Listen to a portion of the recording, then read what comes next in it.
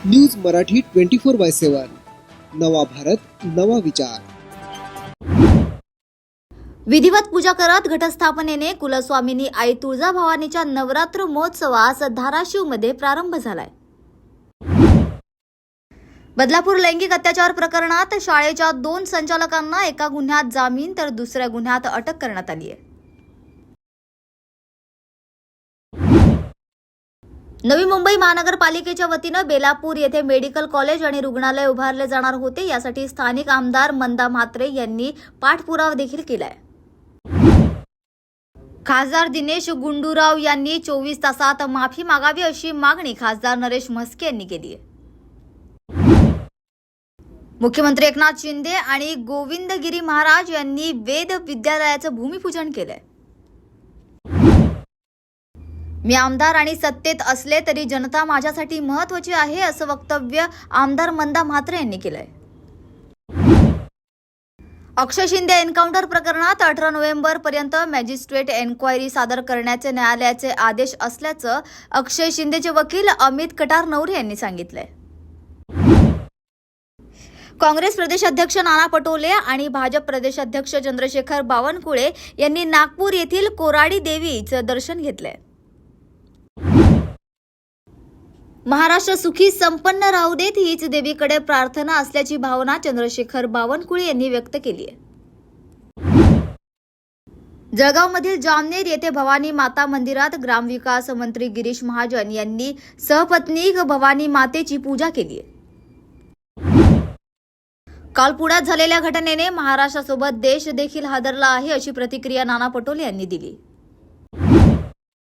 राज्यपाल CP राधाकृष्णन अमरावती दौऱ्यावर असून राज्यपालांना शहर पोलिसांच्या वतीने मानवंदना देण्यात आली। उपमुख्यमंत्री अजित पवार यांच्या हस्ते आयुष्मान भारत प्रधानमंत्री योजनेच्या नोंदणी उपक्रमाचं उद्घाटन पार पडलं। कोणी कितीही खोटं बोलण्याचा प्रयत्न केला तरी योजना चालूच राहील असा दावा एकनाथ शिंदे यांनी केलाय। दसरा मेळावा अतिशय दिमागदार आणि जल्लोषात होणार आहे अशी भावना महेश सावंत यांनी व्यक्त केली। मंत्री राधाकृष्ण विखे पाटील यांनी सपत्नीक नांदेडमध्ये रेणुका मातेचं दर्शन घेतलं असून यावेळी त्यांनी महायुतीचा मुख्यमंत्री होणार आहे त्यामध्ये वेगळं देवीला मागण्याचं कारण नाही अशी भावनाही व्यक्त केली आहे। शेतकऱ्यांच्या विविध मागण्यांसाठी शिवसेना ठाकरे गटाकडून बुलढाणामध्ये परिवर्तन मोर्चा काढण्यात आलाय। कामोद आणि खोकसा गावातील लोकांना मंत्री नामदार डॉक्टर विजयकुमार गावित यांच्याकडून धीर देण्यात आलाय। बदलापूर घटनेची पुनरावृत्ती पुण्यात झालीये। बसमध्ये 2 मुलींवर लैंगिक अत्याचार करण्याचा धक्कादायक प्रकार आता समोर आलाय। चंद्रपूर अत्याचार प्रकरणात स्थानिक नेत्यांनीच आरोपीला पळून जाण्यासाठी मदत केली असल्याची माहिती देवेंद्र फडणवीस यांनी दिली आहे।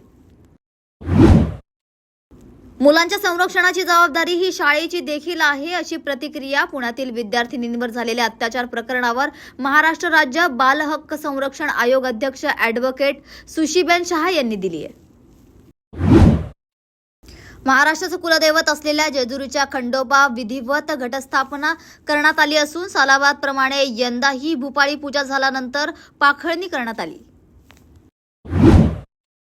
हात बघण्याच्या बहाण्याने व्यावसायिकाला बंदुकाची धाक दाखवून लुटणाऱ्या तिघांना कल्याण पोलिसांनी अटक केली आहे।